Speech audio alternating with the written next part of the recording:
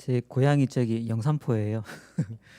영산포에서 나고 자라다가 대학 진학 때문에 89년도에 서울 올라갔다가 지금 이제는 서울에서 산 시간이 영산포에서 산 시간이 더 길어졌는데요. 그럼에도 불구하고 향수가 있어서 광주에서 뭐 이야기가 뭐 좀 한번 내려와 달라 그러면 실력도 없으면서 무조건 간다 그래요. 그냥 내친 김에 시골에도 한번 가보고 뭐 그런 마음으로 왔습니다. 아마 이제 제가 준비한 게 앞부분에서 이야기했던 것들을 최종적으로 정리하고 복습하는 뭐 내용이어서요. 별반 다르지 않은 내용이 언급될 수도 있을 것 같습니다. 이야기를 시작하기 전에 아까 그 어떤 선생님이 언제까지 목표를 달성해야 되냐 말씀하셨던 게 기억이 나서 제가 알기로는 뭐 2050년까지 탄소 중립을 만들어야 된다. 이게 이제 국제적 약속 같아요. 안 그러면 큰일 난다라고 하는 이야기거든요. 30년 남았죠. 탄소 중립이라고 하는 게 최대한 탄소 배출을 줄여야 되는 건데 0으로 만들 수는 없거든요. 제로로 만들 수는 없어요. 어떻든 우리는 경제 활동을 해야 되기 때문에 에너지 전환을 한다고 해도 이산화탄소라든지 온실가스는 배출될 겁니다. 근데 그 배출된 걸 어떻게 하냐? 제로로 만들려면 잘 아시잖아요. 솔루션. 나무 심는 거예요. 나무 등을 심어서 공기 중에 있는 온실가스를 흡수하는 거죠. 그러면 플러스 마이너스 결론은 제로 되는 거 아니냐. 그래서 탄소 제로라고 이야기하지 않고 탄소 중립이라고 표현하는 이유가 거기에 있습니다. 근데 30년이면 그 30년도 길지 않잖아요. 근데 대체적으로 이야기하는 게 제가 하는 이야기가 아니라 전문가들이 이야기하는 게 근데 실은 2030년까지가 더 중요하다. 앞으로 몇 년 남았나요? 한 8년, 9년 남았거든요. 그때까지 어떻게 해야 되냐면 적어도 최대한 절반까지는 줄여야 된다. 2030년까지. 그래서 이제 구체적 기준으로는 2005년도에 우리가 온실가스 배출했던 양으로 기준했을 때 그 양을 기준으로 했을 때 약 절반을 줄여야 되는 건 45%. 단순하게 생각하면 뭐냐면 여러분들 생활 수준을 2005년으로 되돌려야 된다고 하는 거예요. 가능하겠어요? 뼈를 깎는 노력이 필요합니다. 사람들이 쉽게 거기면 편함을 떨쳐내지 못하거든요. 이게 근데 그렇게 주어진 시간이 8년 정도밖에 안 남아서 생각보다는 급하게 고민하고 실천을 해야 될 것 같다. 근데 뭐 포기하고요. 뭐 이렇게 된 거 다 죽어버리지 뭐 이런다면 뭐 너그럽게 아니 뭐 편안하게 이렇게 활동하셔도 될 텐데 지금 상황이 녹록지는 않습니다. 그런 이야기들이 계속 반복해서 이야기되지 않았을까 생각이 좀 들고요. 저는 원래는 대학원 졸업하고 생태 쪽에 환경을 좀 전공을 해서 시민단체에서 좀 활동을 해보고 싶다 해가지고 2000년부터 이 생태보존 시민모임이라고 하는 굉장히 조그만 단체에 들어가서 지금 20년째 활동을 하고 있어요. 그래서 그런 활동을 쭉 하다가 어떤 고민이 들었냐면 생태만 열심히 보존하고 잘 지키면 정말 좋은 세상이 올까 이런 생각이 막 들더라고요. 왜냐하면은 문제라고 하는 건 굉장히 복합적으로 존재하고 그 문제를 한꺼번에 해결해 주지 않으면 아무리 한쪽 영역에서 열심히 뭔가 성과를 만들어내더라도 그게 좋은 세상을 만들지는 못할 것 같다 생각이 좀 들어서 그래서 이제 이런 고민을 해봤죠. 어떤 세상이 되면 좋을까? 어떤 미래를 만들면 좋을까? 이렇게 이제 표현하면 많은 사람들이 지속 가능한 미래 이렇게 표현을 하잖아요. 되게 좋은 말이죠. 지속 가능했으면 좋겠어요. 앞으로 10년, 20년, 100년, 1000년, 만년 이후에도 인류라고 하는 생명체가 지속적으로 지구상에서 살아갔으면 좋겠는데 그러려면 어떤 조건이 필요할까? 이런 생각을 좀 많이 해봤었거든요. 그 중에 하나가 뭐예요? 그러려면은 지금 지속 가능하지 않게끔 만드는 요소들을 뽑아내야 될 거고 그걸 해결하면 되지 않을까? 근데 그런 요소들이 아마 여러분들이 지금까지 공부해 오셨던 그런 내용들인 것 같아요. 하나는 에너지 문제 심각하잖아요. 우리가 에너지 전환을 이야기하는 거는 지금 현재 에너지 문제가 너무 심각하고 이 문제를 해결하지 않으면 우리의 미래가 담보되지 않겠다라고 하는 문제의식 때문에 그렇거든요. 그런데 제가 질문할게요. 에너지 문제 해결하면은 지속 가능한 미래가 담보됩니까? 아니거든요. 하나 더 있어요. 예를 들면 오늘 아까 알맹 가게에 들어와서 이야기를 좀 들으셨잖아요. 쓰레기 문제도 굉장히 심각해요. 에너지 문제 해결돼도요. 쓰레기 문제 해결하지 않으면 미래가 담보되지 않아요. 그래서 쓰레기 문제 이야기하는 거예요. 근데 쓰레기 문제 해결하면 그 상이 뭐냐? 자원순환 사회라고 하는 거예요. 자원이 낭비되지 않고 한번 투입되면 그 서클 안에서 순환 구조를 가지고 계속해서 사용될 수 있게끔 하는 사회를 만들어야지만 지속 가능한 미래가 담보되겠다 뭐 이런 거죠. 그러면 쓰레기 문제만 해결되면 그러면 지속 가능한 미래가 담보돼요? 아니죠. 이것 말고도 굉장히 많은 문제들이 있어요. 결론적으로는 여러분들이 할 수 있고 해야 되는 영역들이 다방면에 걸쳐서 굉장히 많다라고 하는 거죠. 근데 이렇게 많은 이야기들을 다 하고 다닐 수는 없어서 이걸 다 묶어가지고 그러면 단도직입적으로 우리가 바라는 미래의 모습을 한마디로 표현한다면 그런 미래를 뭐라고 표현할 수 있을까? 그래서 전환이라고 하는 말을 쓰기 시작한 거죠. 제가 썼다기보다는 아마 그런 관점에서 사람들이 전환이라고 하는 말을 쓰기 하지 않았을까? 전환이라고 하는 게 뭐예요? 그냥 아주 상식적으로 이야기하면 여기에 있는 상태에서 이쪽에 있는 상태로 탁 옮겨가는 거예요. 왜 옮겨가겠어요? 현재 상태가 문제가 많은 거예요. 현재 상태가 문제가 많으니까 완전하게 이걸 바꿔서 새로운 형태로 바꿔내자라고 하는 게 아주 쉽게 이야기하면 전환이 내포하고 있는 것이지 않을까. 그러면 이런 전환이라고 하는 게 일상화된 공간이라든지 공동체는 그 뭐냐? 그게 전환마을이지 않겠냐. 아주 쉽게 이야기하면 전환마을이라고 하는 거는 그런 것 같아요. 그래서 이제 그런 관점에서 뭐 잘하고 있지는 않지만 서울의 25개 자치구 중에 은평구라고 하는 동네에서 꽤 오랫동안 실험하고 고민하고 실패하기도 하고 했던 그런 고민과 뭐 이야기를 좀 이렇게 펼쳐 보이고 싶은데요. 특별한 거 없습니다. 아마 여러분들이 훨씬 더 잘하고 있는 이야기들이고 우리 그 이미 하고 있는데 그래서 그런 활동들을 훨씬 더 강하게 주류화하고 일상화되고 전면화될 수 있게끔 하는 게 필요하지 않을까 싶습니다. 원래 전환마을이나 전환마을 운동이라고 하는 용어를 쓰거든요. 그러니까 전환마을이라고 한 말도 그냥 이렇게 새롭게 내가 만들어서 쓰는 게 아니고요. 이미 꽤 오래전부터 썼던 말들이에요. 근데 그 역사를 쭉 보면 아일랜드라고 하는 나라에서 시작된 아일랜드의 킨세일이라고 하는 굉장히 조그만 동네가 있었대요. 거기서 시작된 거예요. 처음 시작은 굉장히 작았죠. 12명 정도 되는 도시농업을 하는 사람들이 모여가지고 고민을 하고 이 문제를 해결하기 위해서 뭘 해볼 수 있을까? 이렇게 시작된 운동이라고 보시면 돼요. 근데 어떤 고민을 했냐? 이미 2006년도부터요. 이 사람들이 이 기후변화 위기 너무 심각한데? 이런 고민을 했나 봐요. 좀 더 감수성이 있었던 사람 같아요.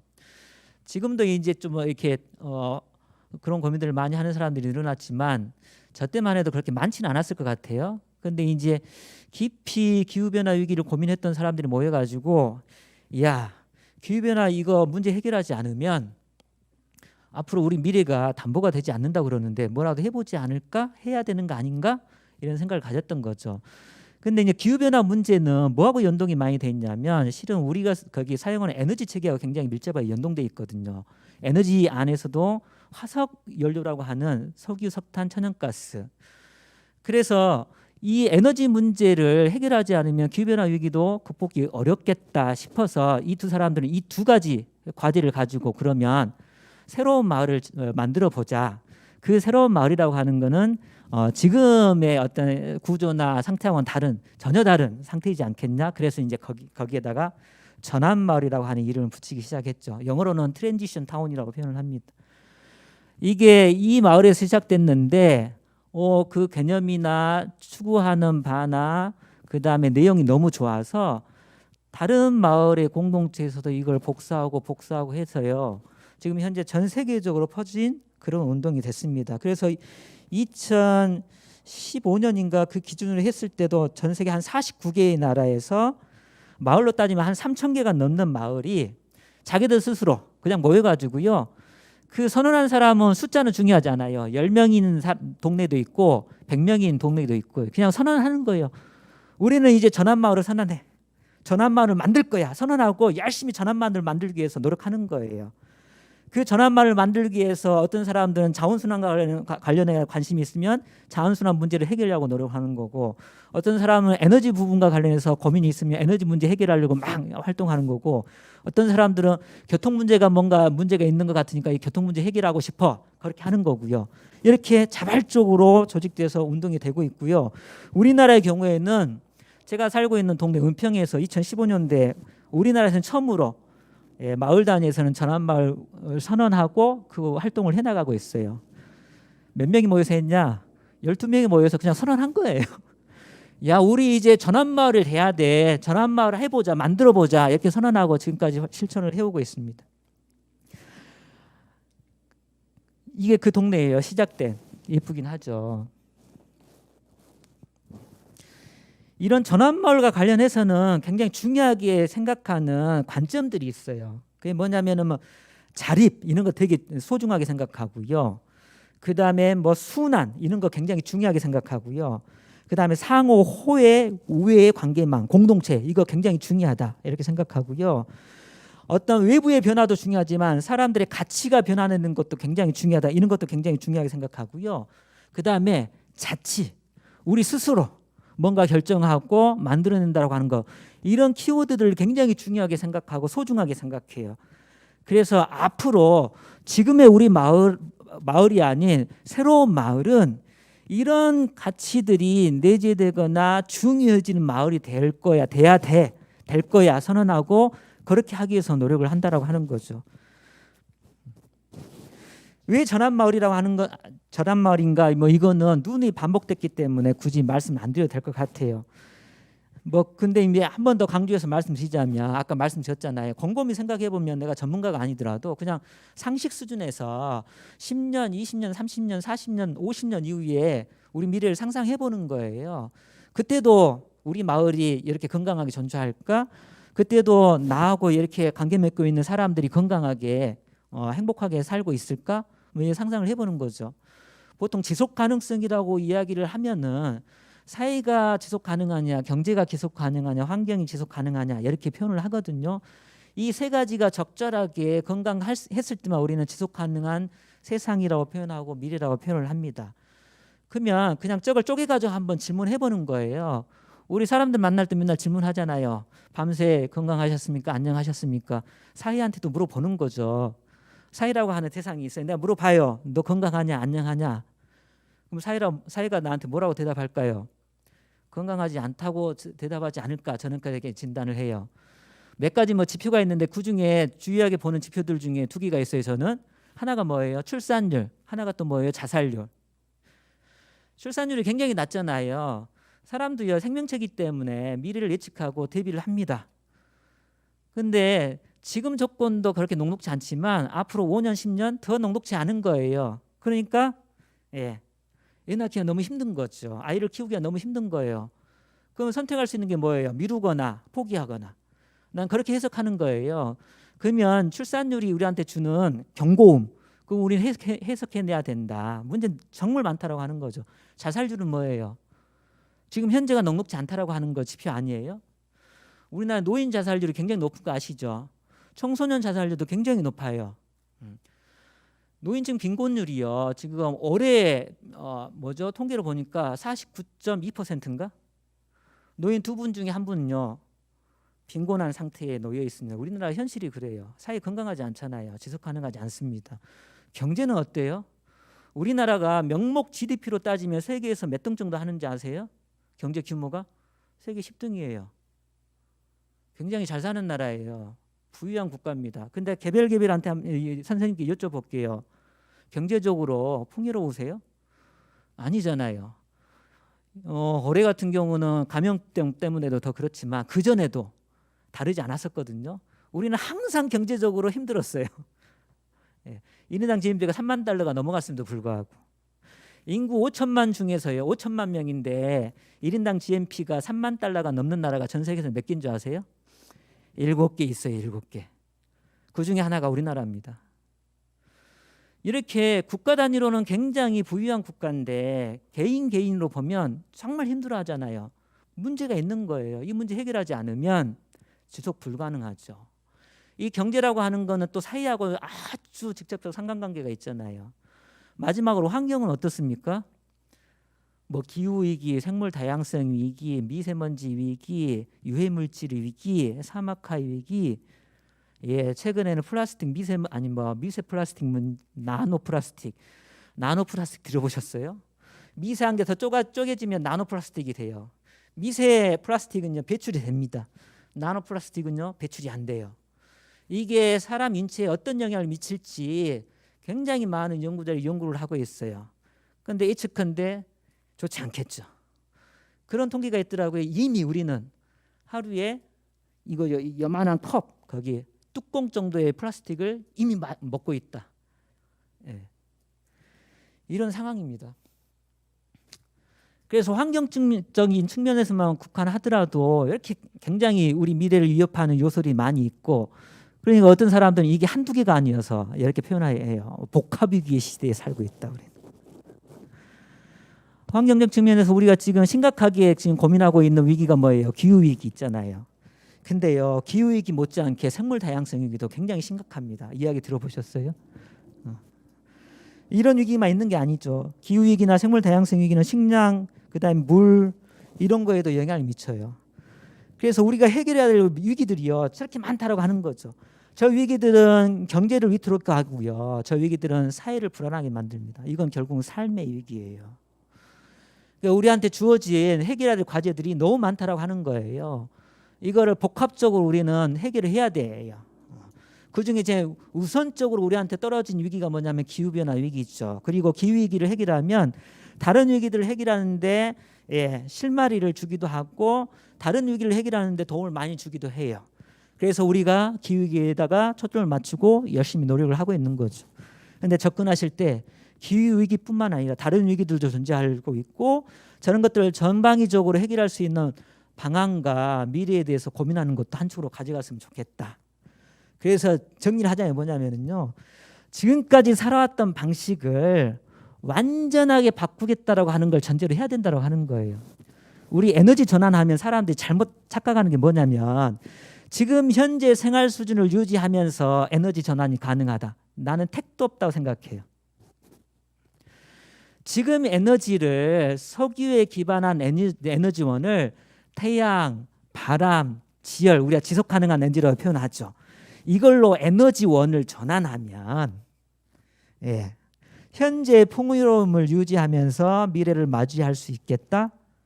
천만의 말씀입니다. 불가능해요. 근데 그 이야기를 하지 않아. 달리 이야기하면 무슨 이야기냐면요, 이제 불편해지셔야 된다고 하는 거예요. 그 불편이 즐거울 수 있다라고 하는 걸 확인하시고 즐거운 불편이 가능한 세상을 꿈꾸셔야 된다고 하는 거예요. 지금 내연기관 자동차 2030년 정도 되면은요, 전부 퇴출될 거예요. 자연스럽게 시장에서. 유럽 쪽은 훨씬 더 강하게 하기 때문에요, 이게 생산해도 시장에서 유통이 안 됩니다. 서울 같은 경우도 그렇고요. 대한민국에서도 2003년, 서울은 특히 이렇게 이제 계획을 갖고 있는데요, 광주도 마찬가지일 거예요. 2030년 이후로는 내연기관 자동차 등록을 받지 않을 겁니다. 이런 계획을 갖고 있어요. 왜 그렇게 하느냐? 기후변화 문제 해결하려고요. 교통 분야가 온실가스 배출량에서 차지하는 게요, 서울의 경우, 광주는 좀 다를 거예요. 서울은 분석해봤더니 약 20%가 교통 분야에서 온실가스가 배출됩니다. 그러니까 이거 잡아야 돼. 그래서 교통 부분에 있어서 교통수단의 전환이 필요하고 그 이야기를 하거든요. 근데 사람들이 착각을 해요. 내연기관 자동차를 그냥 전기 자동차, 수소 연료전지 자동차로 바꾸면 문제 해결되겠지? 자원 측면에서 볼까요? 끊임없이 자동차를 만들어내야 되는데 이 자동차는 뭘로 만들어요? 철을 포함해서 굉장히 많은 자연자원을 캐다가 만들잖아요. 이 문명 형태를 바꾸지 않으면 온실가스 배출량이 좀 줄어들더라도 다른 문제는 상존하고 있고, 그 문제 때문이라도 인류의 미래는 지속 불가능하다고 하는 거예요. 단순한 얘기를 드렸는데, 그래서 근본적으로 우리는 이제 다운사이징 필요하다, 덜어내야 된다고 하는 거예요. 그러면 생각이 바뀌어야 돼요. 우리가 지향하는 가치가 어떤 게 소중한지 그 생각이 확 바뀌어야 되고요. 이 관점이 바뀌면 세상 구조가 달라집니다. 지금 도시는요, 누가 주인이에요? 인간이 주인이에요? 난 자동차가 주인인 것 같아요. 그렇지 않습니까? 자동차가 훨씬 더 대접받고요, 자동차를 위한 공간을 훨씬 더 많이 할애해줘요. 거리 나가보세요. 보행자 도로는요, 막 어깨를 부딪히면서 돌아다녀야 돼. 자동차는 아주 넓은 공간을, 그 다음에요, 집을 지을 때도요, 주차 공간은 필요해. 애들이 놀 공간은 신경도 안 쓰면서. 우리는 그런 세상에서 살고 있어요. 왜? 자동차를 더 중심에 두고 있기 때문에. 근데 이 생각이 바뀌면은요, 도시구조가 바뀌지 않겠어요? 이게 우리가 전환이라고 하는 이야기를 했을 때 굉장히 핵심적이고 중요한 지점이에요. 그걸 전제했을 때 물리적 대상들도 손쉽게 갈 수 있습니다. 전기 자동차들은 훨씬 더 수용성이 높아질 거고 쉽게 갈 수 있을 거예요. 인프라 구축하는 것도 훨씬 더 수월해질 거예요.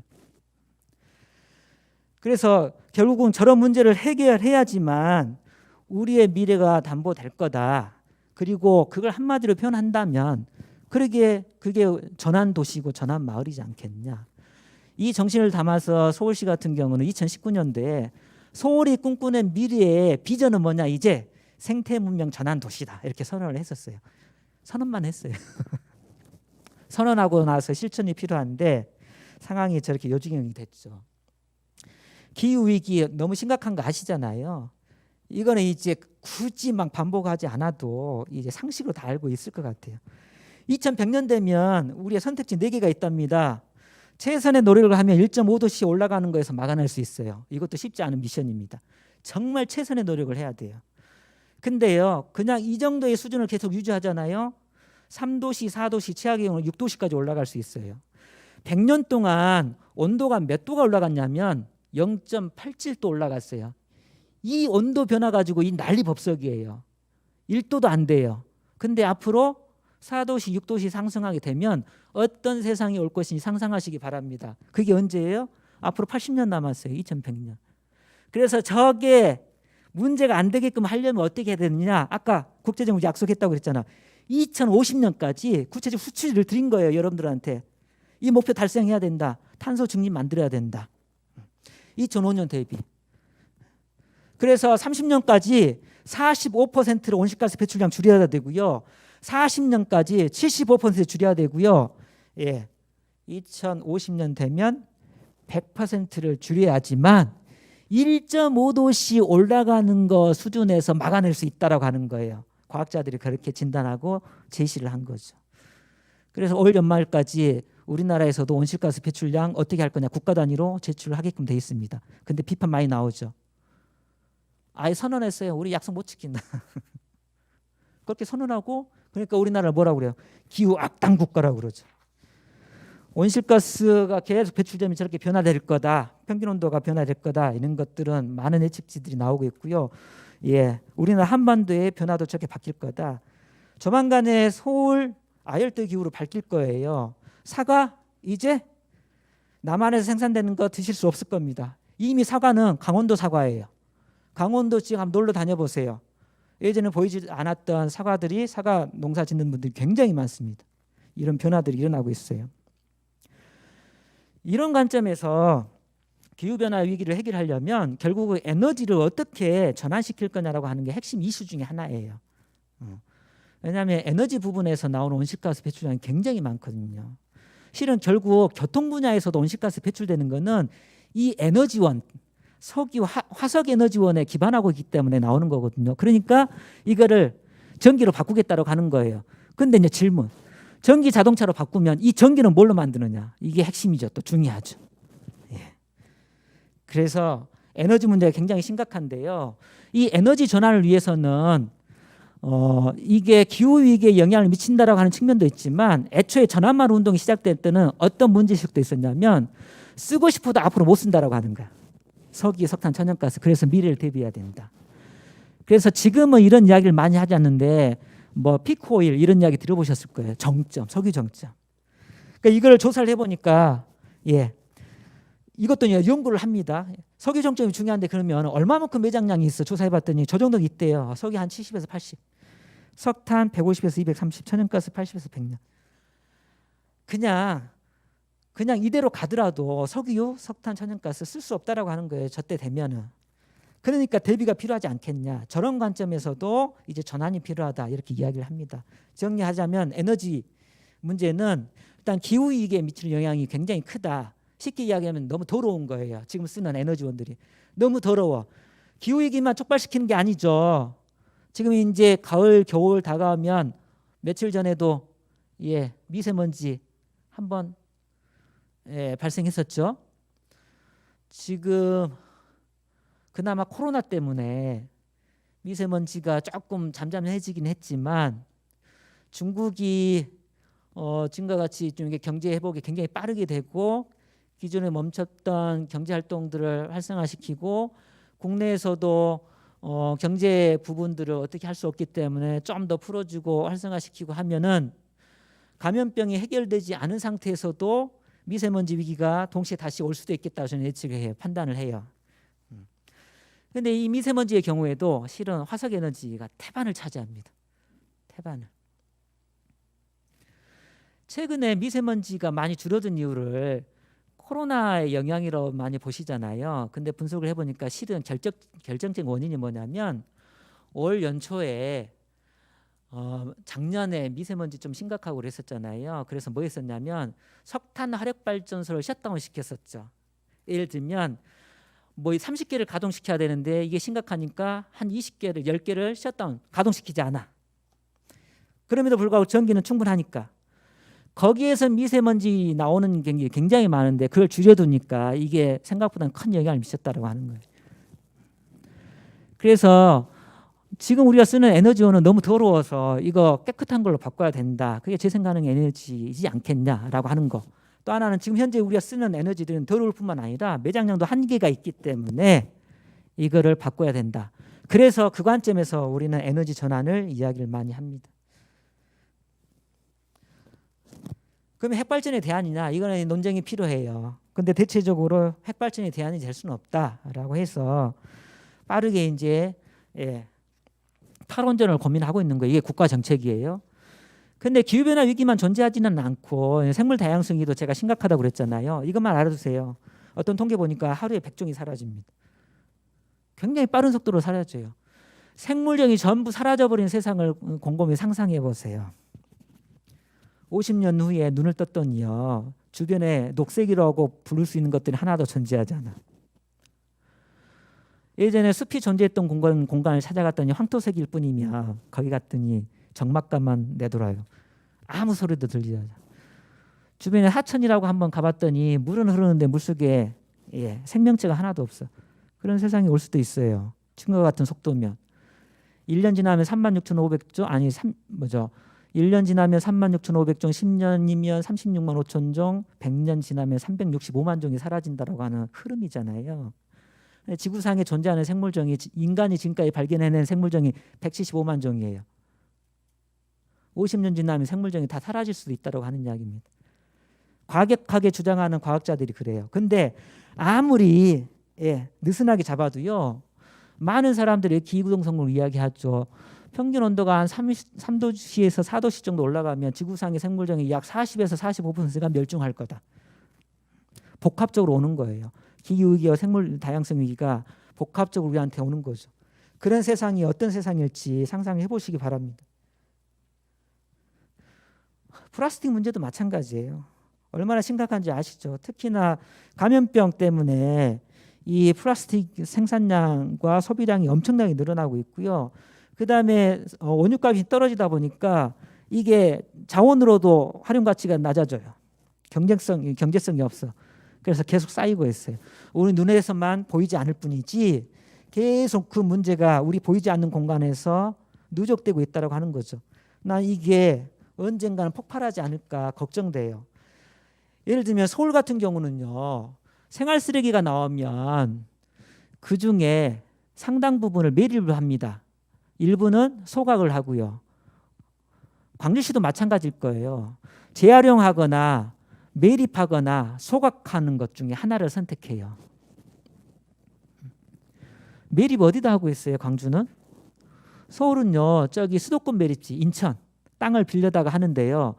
그 사용 연한이 언제냐면 2025년이에요. 앞으로 5년 남았어요. 그럼 대체지 있냐? 없어요. 서울 인구 1,000만 명이 계속 생산해내는 이 쓰레기 있잖아요. 매립할 데가 없어요. 5년 지나면. 그때 난리가 나겠죠. 그래서 서울시는 지금 발등에 불이 떨어졌고요. 방법을 어떻게 찾았냐. 여러분들이 만약 서울시장이라고 하면 이 문제 어떻게 해결하시겠어요? 당장 5년 안에 뭔가 대책을 수립해야 돼. 일단 재활용률을 높여. 그래서 매립되거나 소각되는 걸 줄여야 될 거 아니에요. 그럼에도 불구하고 쓰레기 나와요. 그러면 이 쓰레기를 매립하는 걸 전부 어떻게 해야 돼요? 소각해야 돼. 그게 현실적인 방법이에요. 소각하려면 뭐가 필요해요? 소각장이 필요해. 근데 소각장 짓자고 그랬더니 난리야. 소각장 필요해? 근데 우리 동네는 안 돼. 생각이 바뀌지 않으면요, 뭔가 문제를 해결하고 싶어도 시민들이 수용해 주지 못하면 이 문제 해결 못 해요. 어떻게 해야 되는지 알면도 불구하고. 근데 더 중요한 거는 원천 감량이 더 중요하죠. 쓰레기가 나오는 걸 완전하게 줄일 수 있으면 지금 현재 소각장 가지고도 지금 나오는 것들 매립하지 않고 소화할 수도 있어. 근데 쓰레기 발생량이 줄어들어요? 광주는 어떻습니까? 여러분들 해야 될 역할이 굉장히 중요하게 어떤 지점이 있는지 이런 상황들을 확인하게 되면 아실 수 있을 것 같아요. 그래서 저런 현상이 일어나는 거고요. 과연 그래서 우리가 사는 도시와 우리가 사는 마을, 우리 세상은 지속 가능할 거냐고 하는 질문을 끊임없이 해봐야 된다고 하는 거 다시 한번 강조를 드리는 거고요. 그 어떤 대안으로서 이제 우리는 전환마을 은평을 꿈꿨던 겁니다. 그래서 저 흐름들이 있어요.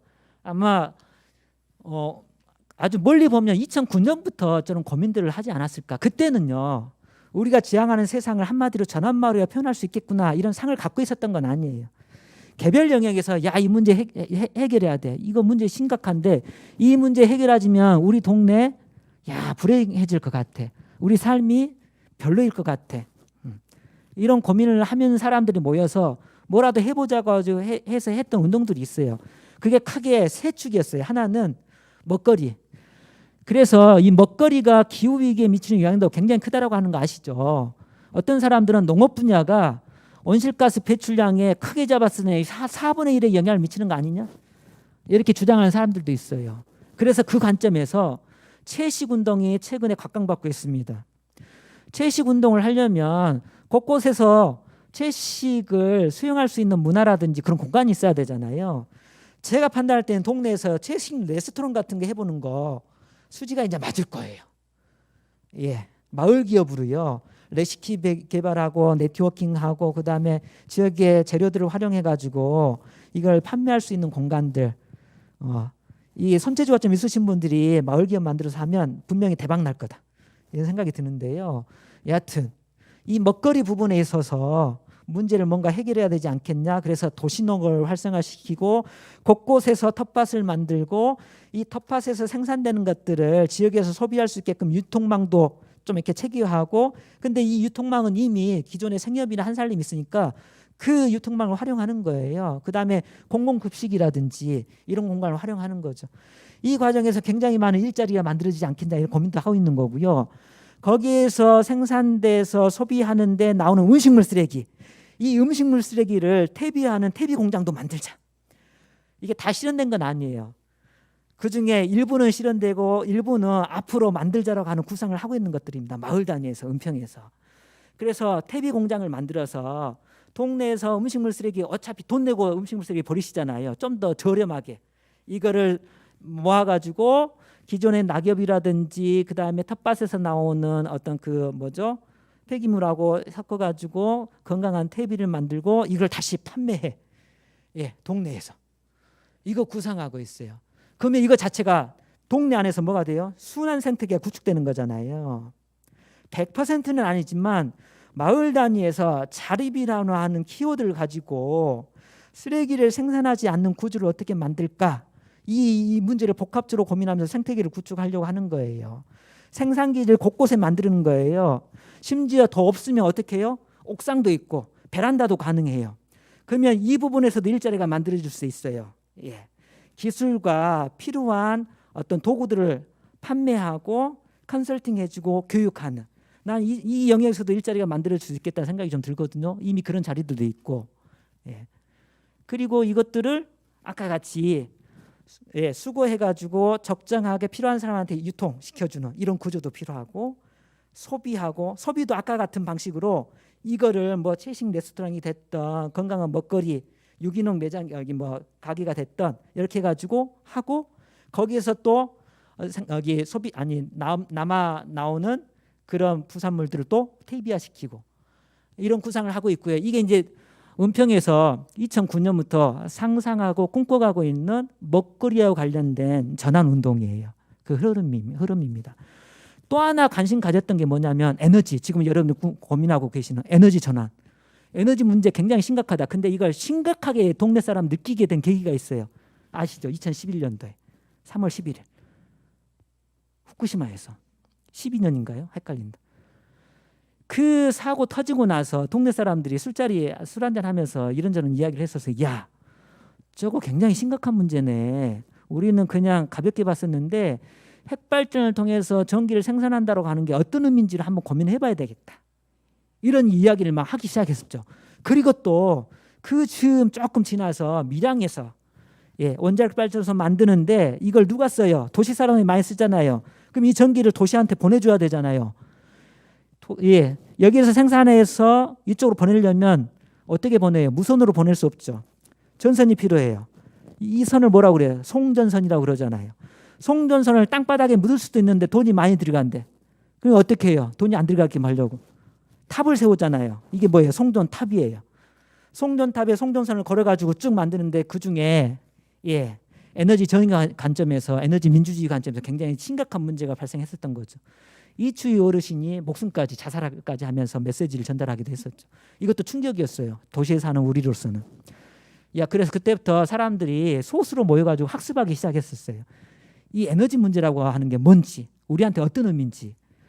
그래서 결론에 도달한 게 뭐냐면 에너지도 어떤 에너지에 따라서 삶에 미치는 영향이 굉장히 클 수도 있고 낮을 수도 있겠구나. 그리고 그 부분에 있어서 도시 사람들이 미치는 영향이 굉장히 크구나. 이걸 자각한 거예요. 그래서요. 실천하자 해서 뭐 만들었냐면 핵 없는 세상을 꿈꾸는 은평 시민의 모임 해가지고 만들었어요. 그럼 만들면 되잖아요. 이미단체는 몇 사람 모여서 우리 이거 할 거야 선언하면 되잖아요. 그렇게 해가지고요. 공개 강좌도 하고 뭐 학습도 하고요. 캠페인도 하고 막 했었어요. 어느 날 술자리에 모여가지고요. 지금은 후쿠시마 사고 그다음에 저희 밀양 사태 때문에 우리가 심각하게 느껴서 이렇게 운동하지만 우리 생업 있잖아요. 생업에 이제 빠져서 바쁘게 살다 보면 이거 잊혀질 것 같아. 누가 이런 문제 제기를 하는 거예요. 지속 가능하게 이 운동을 할 수 있는 방법이 없을까? 누가 이야기를 했는데 그러면 그 방법 찾아보자 해가지고 6개월 동안 또 학습을 했습니다. 돈을 받아가지고 100만 원. 공모사업 그런 거 많잖아요. 마을에서도 지원해주고. 결론이 뭐냐? 협동작 방식으로 일자리를 만들고 그 일자리의 미션이 에너지 전환 운동이 될 수 있다 그런다면 이거 지속 가능할 수 있겠다. 이렇게 판단한 거예요. 그래서요. 협동작 만들자 딱 선언했어요. 선언하고 나서요. 10명으로 시작됐는데 한 달 동안 미션 네가 10명 더 구해 조합원. 그래서 100명을 만들어서요. 2013년 4월 19일 날 4월 19일 날 무슨 4.19 혁명일이잖아요. 우리는 동네에서 혁명하는 거야. 이게 그러니까 막 자화자찬한 거죠. 그런 것도 필요해요. 우리가 하는 것도 되게 중요해. 그래서 4월 19일 날 협동조합 참여하고요. 그때 이름 만들었어요. 태양과 바람 에너지 협동조합. 은평구에서만 활동하는 에너지 협동조합입니다. 되게 잘 나가요. 배당도 해줘요. 3%. 은행 이자보다 훨씬 더 높죠. 지금 운영하고 있는 발전소가 지금 9개예요. 그래서 전체 용량으로 따지면 한 700kW 정도 될 거예요. 우리 목표는 뭐냐? 앞으로 한 1년, 2년 후까지 메가와트 수준으로 이제 높이자 발전량을. 이렇게 생각하고 있고요.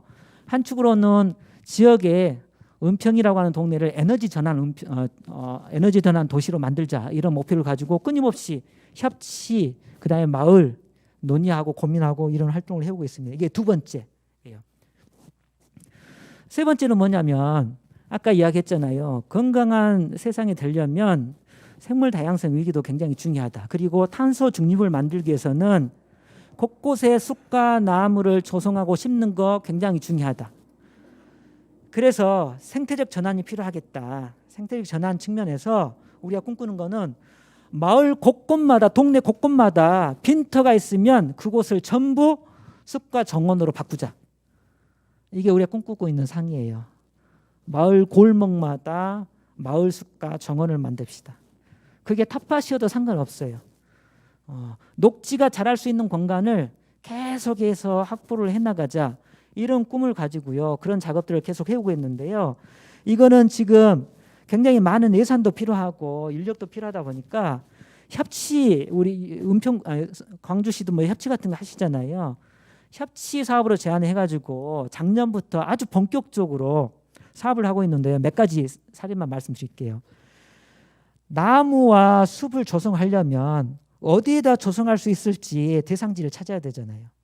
근데 행정 쪽에다가 우리 숲을 적극적으로 조성합시다 그러면 뭔 반응이 나오냐면 숲을 조성할 땅이 없는데요. 광주는 상황이 다를 수 있어요. 밀도가 굉장히 높은 서울 같은 경우는요. 자치구도요. 은평구가요. 30제곱킬로미터 정도밖에 안 되는데 그 땅덩어리 안에 가로 세로 5km, 6km거든요. 사각형 안에 50만 명이 살아요. 그러니까 땅이 어디 있냐라고 하는 이야기야. 그래? 그러면 시민들이 발품 팔아서 조사 한번 해볼게. 조사해서 땅이 심을 만한 공간이 있는지 없는지 찾아볼게 해가지고요. 공모를 거기 사람들을 모집했어요. 은평구에서 나무를 심을 수 있는 숨은 땅 찾기 조사단. 예.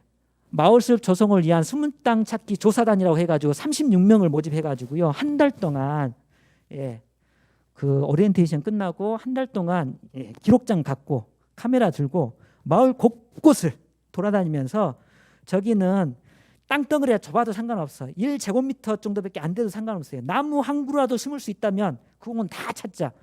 나중에 조사해봤더니 건수로 몇 개가 올라왔냐면 1000개가 올라왔어요. 나중에 전문가들 현장을 한번 돌아봤는데 이것 말고도 관점의 차이 때문에 발견해내지 못한 공간들도 수두룩해요. 그러니까 2배, 3배 이상 심을 수 있는 공간이 많다라고 하는 거예요. 땅덩어리가 없으면 적어도 담벼락도 녹화시킬 수 있어요. 기술이 발달돼 있어요. 벽면 녹화 가능합니다. 벽면 녹화를 뭐라고 표현해요? 아주 전문 용어로요. 그럴듯하게 버티컬 가든, 수직 정원. 옥상도 마찬가지요. 가능해요. 베란다도 가능합니다. 모든 것을 녹화시킬 수 있어요. 그런 것과 따지면 무궁무진하다라고 하는 거죠. 우리 관점이 여기에 있기 때문에 그게 보이지 않는 거예요. 전환이 일어나면 세상이 달라 보입니다. 그래서 그 작업을 하고 있고요. 1호, 2호 지금 숲을 최근에 조성을 했어요. 온전하게 이거는 행정의 힘이 아니라 민간이 제안하고 민간의 주도성을 확보하면서 행정의 협력으로 이 작업을 해나가고 있고요. 이걸 데이터화할 지금 예정이고요. 그래서 은평구의 숨은 땅 데이터 맵이 만들어지는 거죠. 곳곳에. 그래서 이 지역은 면적이 얼마고 소유주는 누구고 조건이 어떻고 이게 쭉 목록할 거예요. 이게 있으면 우리는 명확하게 그러면 미션이 보이는 거잖아요. 이 공간은 1년이 됐던 2년이 됐던 3년이 됐던 다 녹색 공간으로 만들어낼 수 있는 겁니다. 그 작업을 지금 해나가고 있어요. 이게 생태적 측면에서 전환이고요. 우리가 꿈꾸고 있는 모습이에요. 한 가지 더 있어요. 아까 알맹가게 이야기 나왔잖아요. 어떻게든 자원순환 사회를 만들어내야 된다. 자원순환 동네를 만들어내야 된다. 거기에서 일자리가 창출되면 더더욱 좋죠.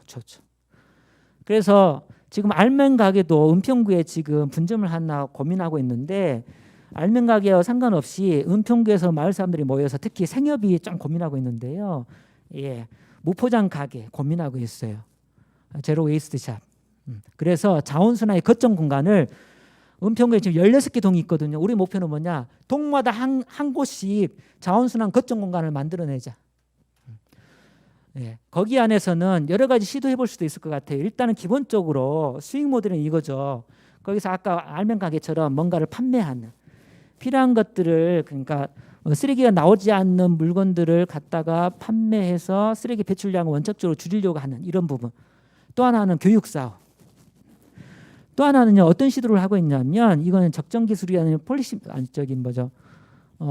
여러 이제 적정 기술하고 연동되는 건데 플라스틱 폐기물 중에 고급 특정한 플라스틱만 모아가지고 다시 제품을 생산해서 지역에서 판매하는 이것도 지금 고민하고 있고요. 또 하나 대여 사업, 다회용 용품 대여 사업. 동네에서 축제든 모임이든 되게 많이 하잖아요. 그럴 때마다 뭔가 이렇게 올라와야 되는데 지금 시중에서 구할 수 있는 거 편하게 구할 수 있는 것들은 전부 일회용품 내지 포장되어 있는 것들이잖아요.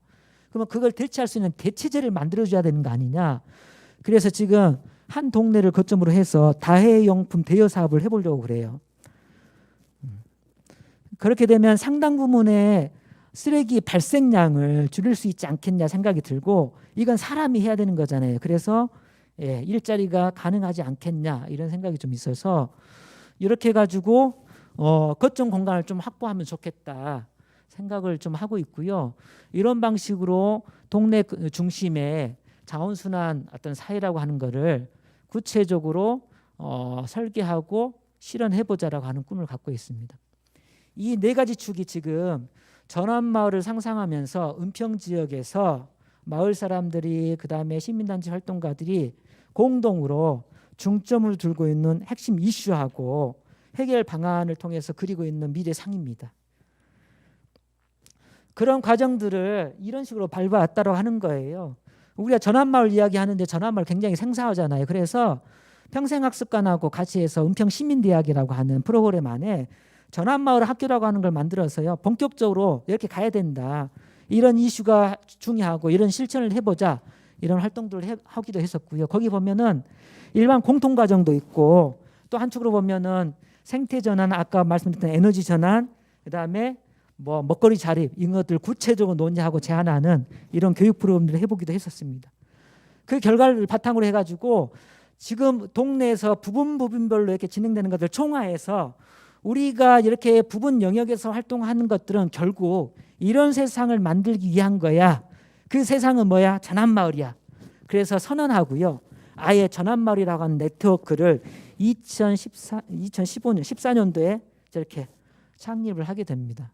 그래서 은평에는 전환마을 네트워크가 있어요.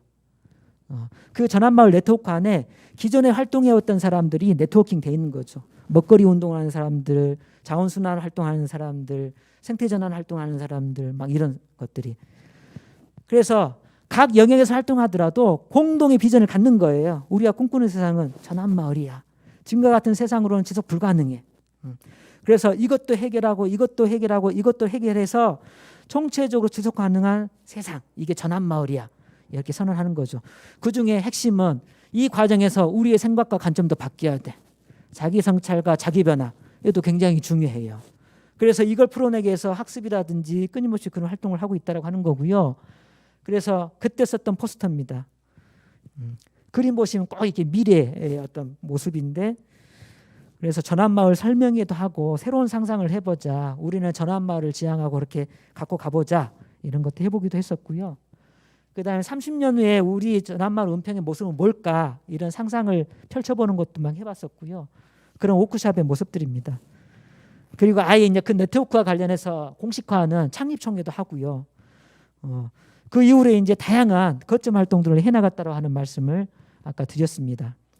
이미 말씀드렸는데, 그 중에 하나 이제 전환마을과 관련해서 이 메시지를 계속 발신할 수 있는 조그만 장소 같은 거 필요하지 않겠냐 해가지고 거점 공간을 하나 만들어요. 민간에서. 저게 그겁니다. 바풀꽃이라고 하는 거점 공간. 그래서 공간을 하나 전세로 해가지고요, 공간을 꾸미고 바풀꽃이라고 하는 상호를 붙이고, 아까 같이 사람들이 여기서도 아까 보니까 거사를 지금 모의하고 계시잖아요. 그 거사를 일상적으로 모의하는 공간, 모여서 논의하고, 서로 뭐 역할 분담하고 때로는 고민을 나누기도 하고 거사를 모의하기도 하고, 뭐 이런 공간이라고 보시면 돼요. 근데 기본적으로는 밥을 팔아요. 동네에 생산되는 먹거리를 기반에 두고, 그게 완전히 공급이 안 되면 인근에 도시농부들하고 연계해가지고 먹거리를 공급받고, 이거를 요리해가지고 판매하는, 그걸 기본으로 갖고 있고요. 여기 안에서 다양한 프로그램들을 운영하는데, 전환마을 운동하면서 목표로 삼을 수 있는 굉장히 거기 어떤 의미 있는 목표 중 하나가 뭐냐면요, 우리는 그렇게 선언하고 있는데요. 100개의 소모임 만들기. 전환을 꿈꾸는 100개의 소모임. 그 내용이 뭐여든 상관없어요. 지금과 같은 방식이 아니고 아까 우리가 구상했던 그 핵심 가치를 지향하는 거라면 어떤 모임든 상관없는데, 그 모임을 계속해서 만들고 그 모임이 네트워킹 되면 그게 결국은 전환마을의 아주 밑바닥을 구성할 거다, 이런 상상을 갖고 있고요. 끊임없이 프로그램을 만들고 있어요. 그 중에 하나가 뭐냐면 잡초라도 충분한 풀학교, 뭐 이런 거. 이런 학교를 계속 만드는 거예요. 사람들이 호기심 갖고 관심 갖고 뭐지? 이렇게 결합될 수 있는 그 매개를 가지고 그 모임들을 계속해서 만들어 나가고 있습니다. 아마 동네에서도 이런 작업들을 지금 이미 하고 계실 거고 그 작업을 고민하기 위해서 모이시지 않았을까 생각이 좀 듭니다. 나중에 혹시 서울에 오시면 저기 공간에 구산역 근처에 있기 때문에요. 한번 와보시면 좋을 것 같습니다.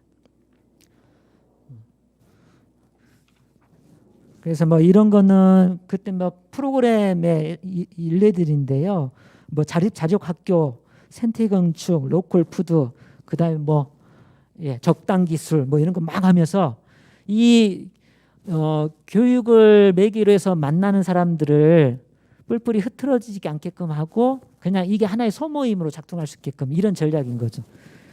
이거는 뭐냐면 저거예요. 저기 그 숟가락 만드는 나무로 숟가락 만들어서 자기 숟가락 젓가락 만들기 프로그램이었는데요. 나중에는 저런 적당 기술들이 필요하다라고 하는 거죠.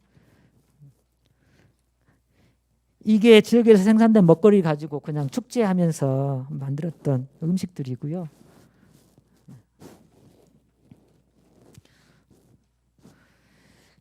그 도시농부들이 많아지면서 아까 이제 유통과 관련해서 지역에서 소비되는 구조가 좀 필요하지 않겠냐 가지고 이제 세팅한 게 장터입니다. 뭐 도시농부 장터 잘 아실 거예요. 우리가 이름 붙인 거는 서울에서도 이제 도시에서도 저런 장터가 있다라고 하는 말씀을 좀 드리려고 하는 거고요. 은평 꽃피는 장날이에요. 지금은 한 달에 한 번씩인데요. 이걸 이제 아예 거점 공간을 만들어서 일상화 시키려고 좀 고민을 하고 있어요. 그래서 뭐 그런 모습들이고요. 이게 이제 동네에서 그다음 인근에서 도시농부 하시는 분들이 생산한 먹거리들이에요. 대단하죠.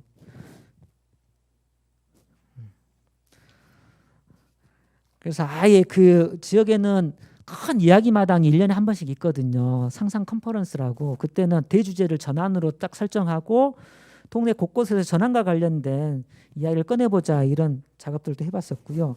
그 다음에 이제 마지막으로 아까 말씀드렸던 에너지 전환과 자립 이런 활동들을 처음에는 운동 차원에서 접근했지만 이후에 지속 가능성을 도모하면서 저런 에너지 협동조합을 만들고 지금 태양과 바람 에너지 협동조합에서 운영하고 있는 저게 1호 발전소예요. 저기 뒤쪽에 올라가 있는 게 차량 공영 차고지인데 서울시하고 협약 맺어서 공간을 임대를 하고요. 그러니까 공짜로 빌리는 게 아니라 돈을 줘요. 그러니까 저기 서울시 입장에서도 마다할 필요가 없죠. 수익이 발생하니까. 저 옥상에다가 저기 이제 임대 계약을 10년을 한 거예요. 저 위에다 옥상에다 저기 50kW 용량입니다. 50kW 용량이면 한 20가구가 한 달에 쓰는 한 가구가 한 달에 쓰는 전기량이 그러니까 전기량을 확보를 하려면 3kW 정도 용량을 올리거든요. 그러니까 한 23가구 정도의 전기를 공급해 줄 수 있는 규모인 거죠. 저 공간들을 계속해서 확보하면서 태양과 바람 에너지 협동조합이 일단은 에너지원의 전환을 지금 시도하고 있는 거예요. 그렇게 보시면 되고요. 이게 이제 발전소 준공식하고 사진 찍은 건데 저기 보시면 중앙에 저 있습니다. 제가 6년 동안 이사장하고 이제 임기가 끝나서 지금 조합원으로 활동을 하고 있고요. 지금까지 이제 거칠게 제가 이제 은평에서 왜 전환마을에 대해서 고민을 했고 전환마을이 그리는 미래 비전이 뭐냐라고 하는 말씀드렸고요.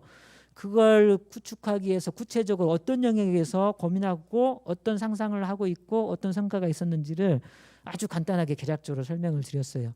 꼭지 하나하나 떼서 좀 더 자세히 설명하자면 2시간으로도 부족할 것 같아서요. 그거는 뭐 혹시 나중에 기회가 되면 다시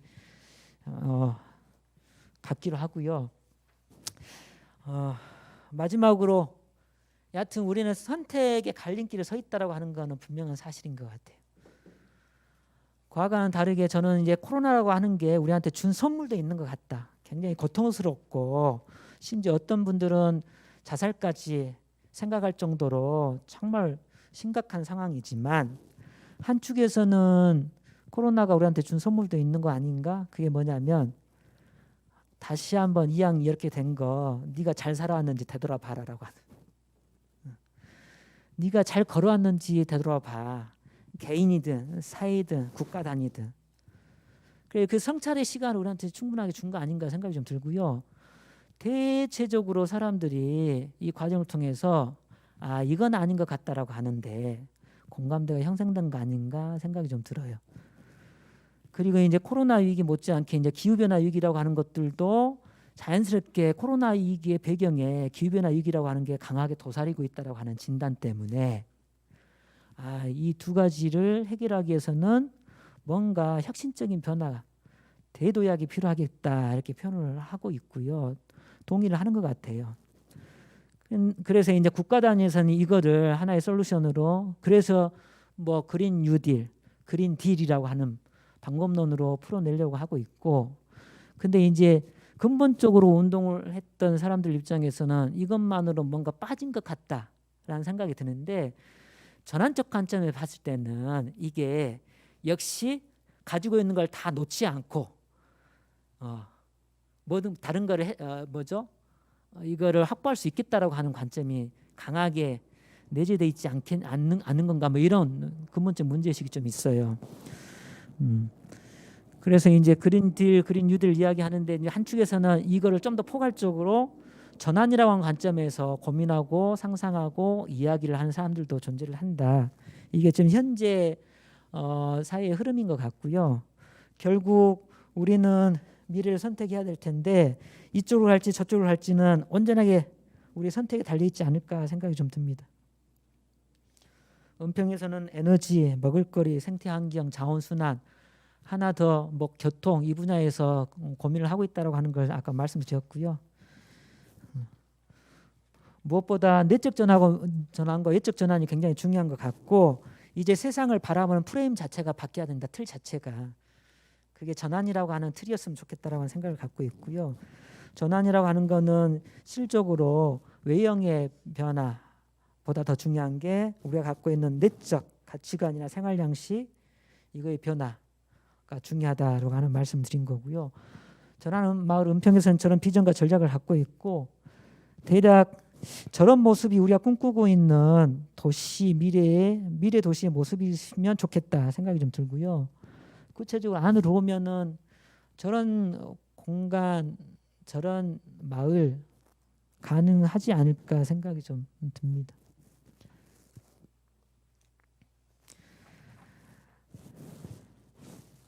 제가 준비한 거는 여기까지고요.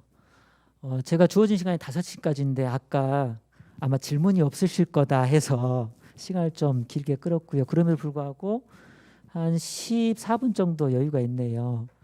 제가 못다한 이야기는 혹시 질문 들어오면 그 질문 대답하는 방식으로 해서 좀 의견을 좀 붙이도록 하겠습니다.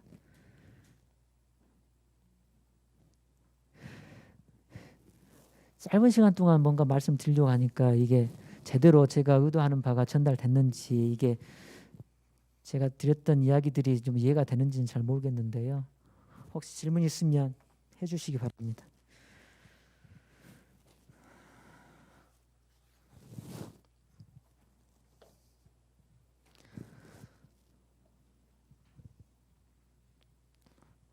예.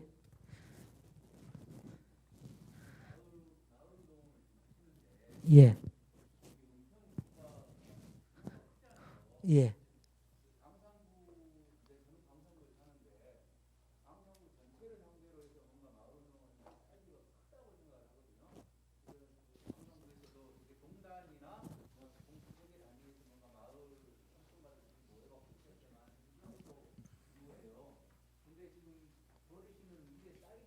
예.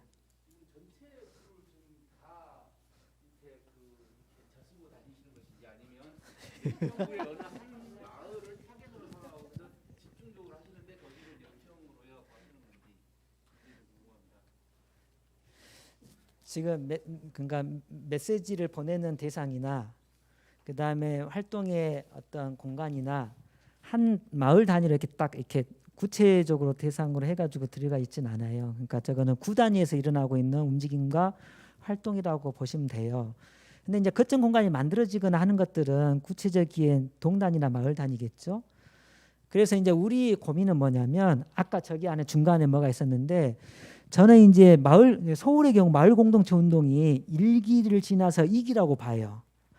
처음에 1기는 뭐냐면 마을 공동체가 중요하다는 인식과 이 사람들이 드러나게끔 해주는 작업들. 두 번째 이기는 뭐냐면 이 마을 사람들이 네트워킹 되는 단계. 그래서 결사체가 만들어지는 단계. 상기는 뭐냐? 그러면 그렇게 모여서 뭐 할 건데? 그 뭐 할 건데를 뭐가 채워야 되느냐? 전환마을이 채워야 된다라고 생각을 하고 있어요. 그래서 지금 1단계, 2단계, 3단계에 들어와 있는 마을 공동체 운동과 전환마을 운동이 만나야 된다. 이 지점이 있거든요. 그래서 작년, 재작년부터 끊임없이 마을 공동체 활동가들하고 마을에서 활동하는 활동가들하고 만나서 이런 메시지를 계속 어떻게 하면 넘나들게 할 거냐. 그래서 마을 단위가 실질적으로 전환마을이 될 수 있게끔 하는 방향과 내용을 어떻게 세울 거냐 이 고민을 하고 있어요. 아니면 역으로 갈 수도 있죠. 마을 단위에서 구체적인 사례와 성과를 만들어내면서 이게 확산되는 방식으로 해서 광산구 전체를 바꾸는 전략. 근데 이제 우리는 그 활동의 흐름이 그렇게 시작되지 않았던 그 지역의 배경이 있기 때문에 구 단위에서 활동하면서 동 단위 이렇게 내려가려고 하는 흐름들을 갖고 있는 거고, 근데 이게 정석이냐? 저는 그렇지는 않다. 마을 단위에서 이런 메시지나 활동들이 구체화되면서 점점 마을 영역으로 확대하고 이 네트워킹 되는 것도 하나의 방법이고 오히려 그게 나을 수도 있겠다는 생각이 좀 들긴 해요. 그래서 지금 활동하시는 것들을 좀 더 이렇게 활성화시키고 나중에 엮어지면 참 좋겠다는 생각이 좀 듭니다. 은평구 상황은 그렇습니다. 이 전환마을 운동이 지금 여러분들이 기후위기를 전제로 하면서 막 활동을 하시잖아요. 아까 말씀드린 전환마을 운동의 시작점 배경이 기후위기를 어떻게 해결할 거냐가 하는 게 굉장히 핵심 이슈로 들어가 있기 때문에 전환마을이라고 하는 키워드 자체도 아주 기후위기 운동의 마을 공동체 버전에서도 잘 이렇게 매칭이 될 수 있겠다 싶기는 합니다. 그러니까 이 기후위기를 해결해가지고 우리가 꿈꾸는 마을의 모습이 뭔데? 라고 하는 질문인 거죠. 그걸 굳이 그냥 전환이라고 하는 말로 표현한 거예요. 전환마을이 너무 어렵다 그런다면 다른 마을을 표현해도 됩니다. 행복한 지속가능한 뭐 우리 마을 이렇게 표현이 되죠. 근데 그 마을이라고 하는 거는 아까 제가 적어도 제가 말씀드렸던 그런 지점들의 문제는 해결돼야 된다고 하는 거예요. 그래야지 지속 가능하다고 하는 거죠. 이게 지난할 겁니다. 지난하고 쉽지 않을 거예요. 왜냐하면 사람이 쉽게 안 바뀌거든요. 사람이 바뀌어야지만 체계가 바뀌거든요. 물론 체계가 바뀌는 것이 좀 이렇게 먼저 선행되면서 사람을 바꾸기도 해요. 그래서 이거는 우선순위의 과제는 아니에요. 선후 과제는 아니고 두 개가 병행해서 가져가야 되는데 사람이 변하지 않으면 전환마을이라고 하는 거는 절대 불가능하다. 껍질은 바꿀 수 있어요. 아까 말씀드렸잖아요. 내연기관 자동차에서 전기 자동차로 바꿀 수는 있어. 그냥 에너지 과소비 빌딩에서 에너지 전략 빌딩으로 바꿀 수 있어요. 껍질만 바뀌면 그러면 지속 가능해질 거냐? 저는 아닐 거라는 생각이 드는 거예요. 껍질을 바꾸는 것 자체도 사람의 생각이 근본적으로 전환되지 않으면 이건 불가능할 거라고 하는 판단을 갖고 있는 거죠. 지금 현재도 지구 4개가 필요한 거 아시잖아요. 대한민국 사람처럼 전 지구는 76억 명이 그렇게 살려고 하면 지금보다 지구가 몇 개 더 필요하다고 하는 거 이미 알고 계시는 거예요. 근데 그거를 내려놓지 않고 이렇게 간다라고 하는 거 가능할까? 아니라는 거예요. 근데 그 지점에 대해서는 고민 많이 안 해요. 왜냐? 불편하거든요. 불편해. 그렇게까지 해야 돼? 지금 당장 내가 뭐 불편한 거 없는데. 그리고 미래 세대가 뭐 나한테 뭐 돈 준 거 있어? 그건 알아서 해결하라고 그러고 나는 내 삶은 내가 20년 더 살 텐데 내가 하고 싶은 대로 살면 되지 뭐. 그렇게 생각하는 사람이 오히려 많다라고 하는 거죠. 그게 잘 안 돼요. 우리가 서울에서요 앙케이트 조사 해봤어요. 기후위기 심각하다고 생각하십니까? 질문했더니요 80% 이상이 심각하다라고 이야기해요. 특단의 대책이 필요하다고 생각하십니까? 다 그렇게 이야기를 해요. 근데 변화가 없어. 남이 그렇게 해서 변화가 일어나면 좋은 거죠. 근데 내가 불편하고 귀찮은데 그렇게 하고 싶진 않아. 그래서 저는요 오래된 미래 즐거운 불편 이런 것들이 그냥 일상화가 되고 상식화가 되면 좋겠어요. 불편? 그거 즐거운데 그래 기꺼이 선택하고 받아들일 수 있는. 근데 이렇게 하는 거 쉽지 않죠. 그래서 굉장히 많은 열정과 활동들을 하셔야 될 거예요. 근데 더더군다나 우리한테 주어진 시간이 별로 없어요. 아까 말씀드렸잖아요. 10년 후에 지났는데도 불구하고 큰 문제가 발생하지 않는다 그러면 저한테 돌멩이를 던지세요. 근데 지금 진단은 이구동성으로 그렇게 우리한테 주어진 시간이 많지 않다라고 이렇게 이야기를 많이 하고 있어서 좀 더 빠르게 뭔가 변화를 만들어내기 위해서 노력을 해주시면 좋겠다. 어렵지만 부탁을 좀 드립니다. 저는 서울에서, 여러분들은 광주에서. 예.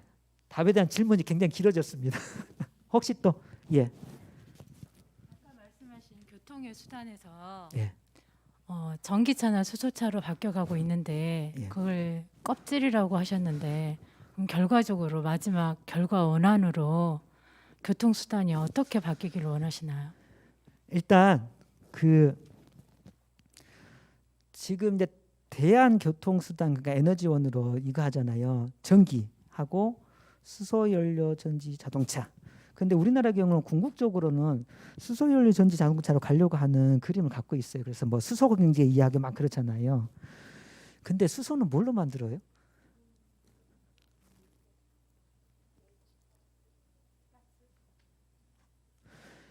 일부분은요.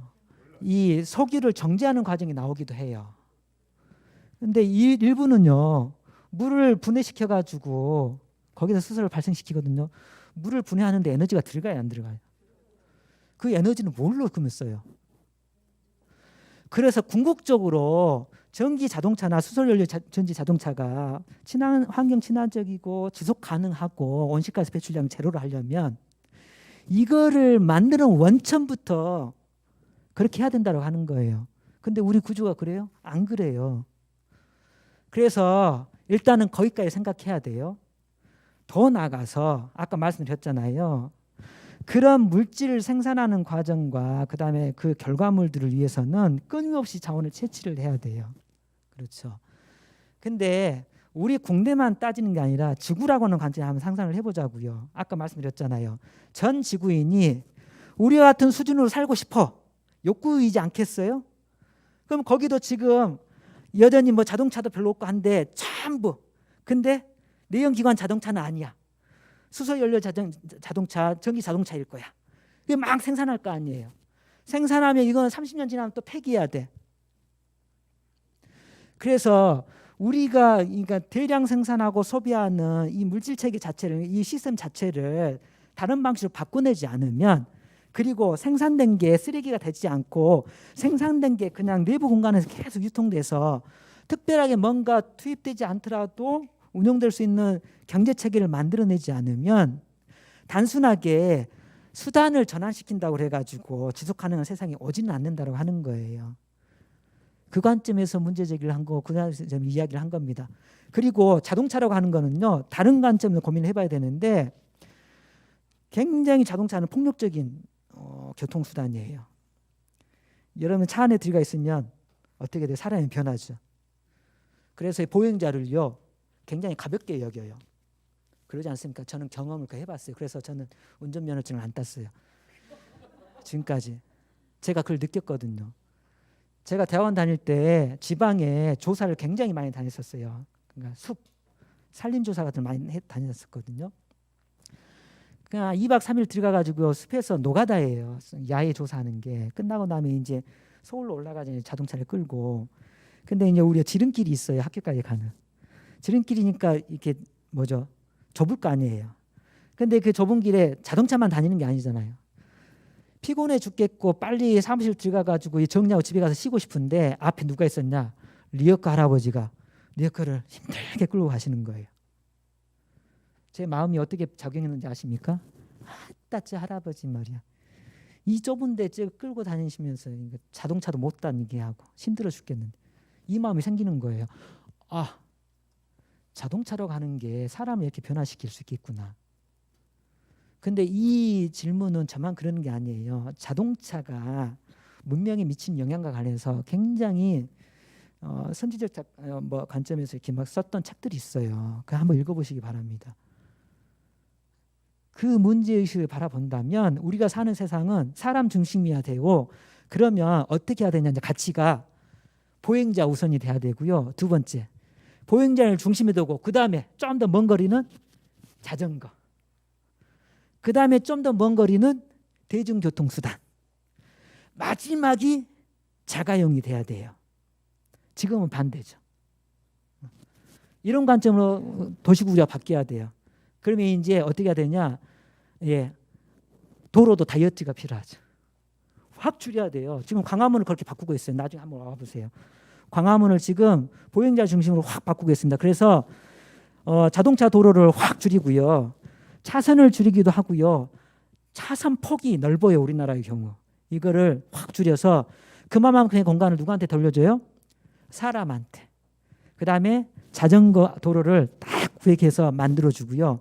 그만큼 넓어진 보행자 도로에는 뭐 해요? 가로수를요 2열 3열로 식재하는 거예요. 그러면 가로수가 아니라 뭐가 돼요? 가로숲이 돼요. 그러면 도시 온도 변화가 확 달라집니다.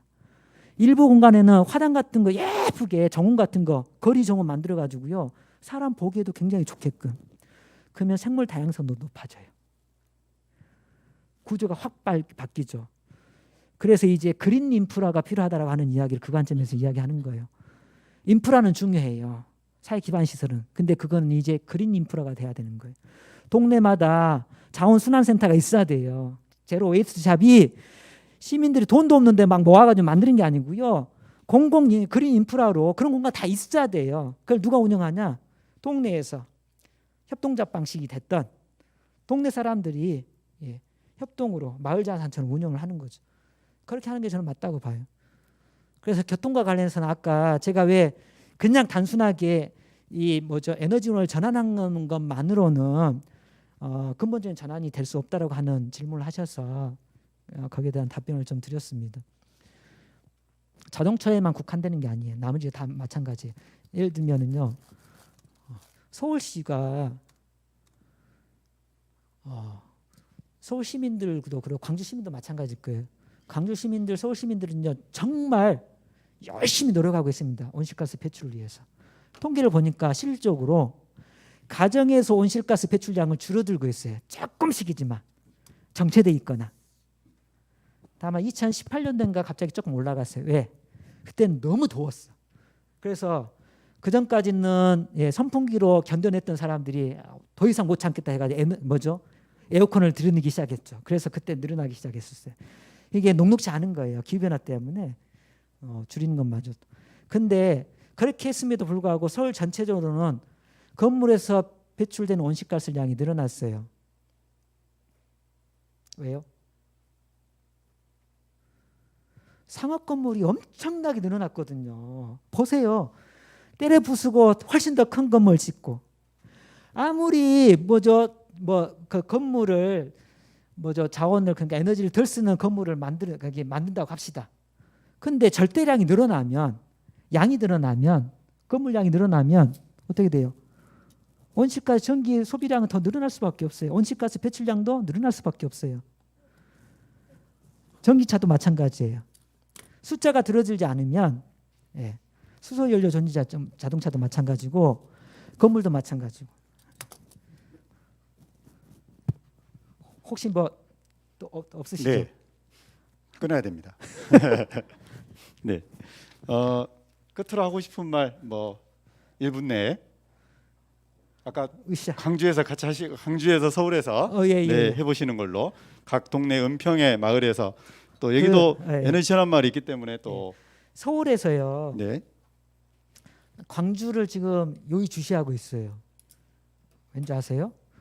기후 행동과 관련해서 광주만큼 시민 주체 활동과 그다음에 행동들이 활기차고 전방위적인 데가 다른 데가 없거든요.